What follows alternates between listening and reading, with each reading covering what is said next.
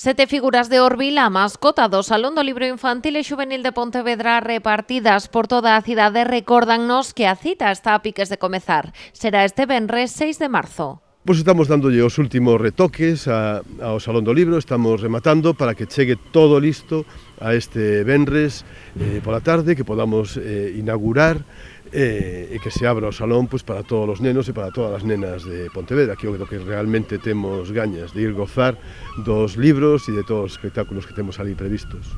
As figuras están despregadas na Praza do Teucro, na da Cítara, na de Concepción Arenal, na Praza de San Xosé, en Barcelos, na Praza 8 de Marzo e no Pazo da Cultura. Unha Orbil Parade que este ano, ao igual que o Salón, ten temática musical. Un xogo temático musical para que os rapaces busquen onde están colocados os Orbil este ano, nas rúas de Pontevedra, e tamén que coñezan un poquinho de bagaxe musical, non?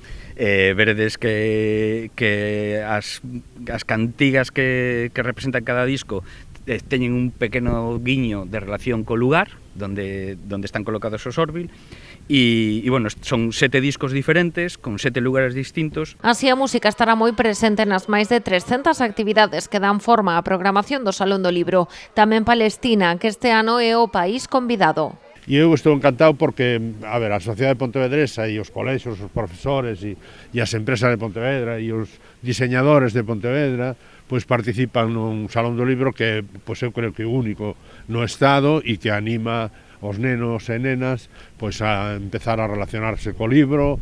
No libro todo está nos libros, non? Por lo tanto, é unha actividade maravillosa que vai durar 17 días. Xa este mércores o Salón do Libro comezará a abrir boca co Festival de Payasos en Rebeldía. Celebrarase no Teatro Principal e contará con Leti da Taberna, o Mago Teto e de Ninjures. Todo o recadado destinarase á axuda do pobo palestino.